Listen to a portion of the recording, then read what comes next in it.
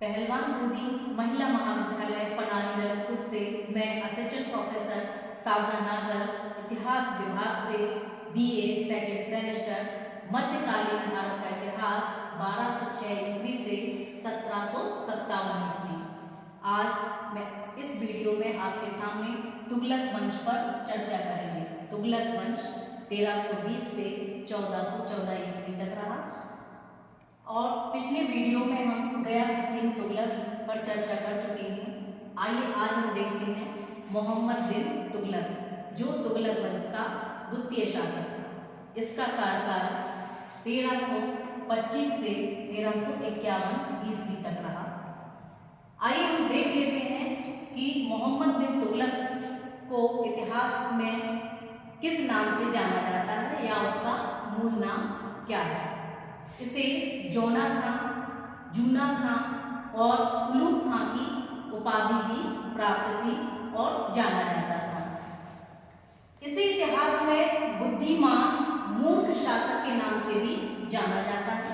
इसके 5 ऐसे प्रयोग थे जिसके कारण इसे बुद्धिमान और मूर्ख शासक भी कहा गया है, या हम कह सकते हैं कि उसकी योजनाएं तो ठीक थी, लेकिन एक संयोग था जो वो विफल रही। आइए देख लेते हैं। सबसे पहला था राजधानी दिल्ली से देवगिरी परिवर्तित करना। उसने राजधानी को दिल्ली से देवगिरी, जिसे दौलताबाद भी कहते हैं, वहां परिवर्तित किया। जिस समय उसने राजधानी परिवर्तन किया उस समय भीषण गर्मी पड़ी हुई थी।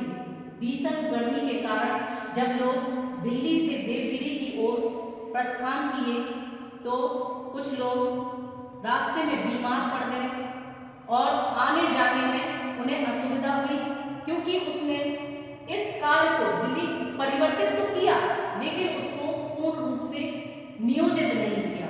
उसकी कोई योजना नहीं बनाई, जिससे लोग बीमार भी पड़ गए, कुछ रास्ते में ही मर गए। और जब दिल्ली से देवगिरी गए तो उसने देखा कि इन्हें तो बहुत समस्याओं का सामना पड़ रहा है, तो उसने तुरंत ही आदेश कर दिया कि अब देवगिरी से या दौलताबाद से दिल्ली परिवर्तित किया जाए। तो इस तरह से पहले लोग दिल्ली से देवगिरी गए और फिर देवगिरी से दिल्ली वापस आए। तो ये योजना भी उसकी पूर्ण रूप से विफल रही। अगला आता है सांकेतिक मुद्रा की शुरुआत। मोहम्मद बिन तुगलक एक पहला ऐसा शासक था जिसने सांकेतिक मुद्रा को प्रचलन में लाया। उसने तांबे और पीतल और की मुद्रा का चलन किया। तांबे की मुद्रा जो थी वो एक चांदी की मुद्रा से उसने उसको कंपेयर किया। एक तांबे की मुद्रा की वैल्यू चांदी के सिक्के के बराबर थी। इससे क्या हुआ कि लोगों ने टकसाल अपने घर में ही खोल लिया और लोग खुद ही तांबे की मुद्रा को ढालने लगे और चांदी की मुद्रा को संरक्षित करने लगे। इससे चलन में सिर्फ तांबे की मुद्रा रही और चांदी की मुद्रा चलन से बाहर हो गई या उसको संरक्षित कर लिया गया। ये सांकेतिक मुद्रा भी उसकी विफल रही। तीसरा है करों में वृद्धि।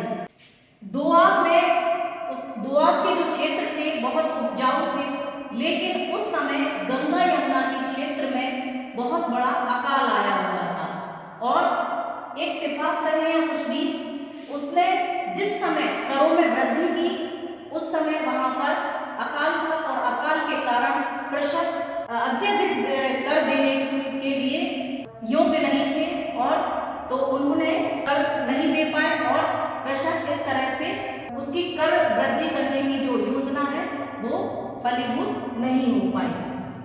अगला है खुरासान अभियान। खुरासान अभियान, ये क्षेत्र खुरासान जो है अभी के ईरान क्षेत्र में पड़ता है और जब खुरासान का जो शासक था उसकी मृत्यु हो जाती है तो मोहम्मद बिन तुगलक वहां आक्रमण करने के लिए या अधिकार करने के लिए एक सेना का गठन करता है, जो 3,70,000 की सेना का, बहुत बड़ी सेना का गठन करता है। सेना का गठन तो कर लेता है, लेकिन वो उसी समय वहां पर अधिकार नहीं करता है और 1 वर्ष तक वह ऐसे चुप बैठा रहता है। इससे क्या होता है कि ईरान के जो खुरासान के जो लोग थे वो वहीं पर अपने शासक का चयन कर लेते हैं और फिर उसके बाद मोहम्मद बिन तुगलक 3,70,000 सैनिकों को अपने यहाँ से वेतन देता है और जब 1 वर्ष पूर्ण हो जाता है तो वहाँ के सैनिकों को वो वेतन देता है अपनी तरफ से और कुछ लोगों को वहाँ हटा देता है। इससे क्या होता है, सेना में आक्रोश उत्पन्न हो जाता है। 5वां है कराची अभियान। वर्तमान में यह क्षेत्र हिमाचल प्रदेश में पड़ता है और कराची अभियान में चीनी आक्रमण हुआ। चीनी आक्रमणकारी जो थे वहाँ की विरोधी जनजातियों से मिल गए थे। मोहम्मद बिन तुगलक ने उनको परास्त करने के लिए एक विशाल सेना भेजी जो रास्ता भटक गई और कुछ लोग मारे गए। तो उसकी ये कराची अभियान योजना भी फलीभूत नहीं हुई और इस कारण उसे इतिहास में बुद्धिमान मूर्ख शासक के रूप में जाना जाता है।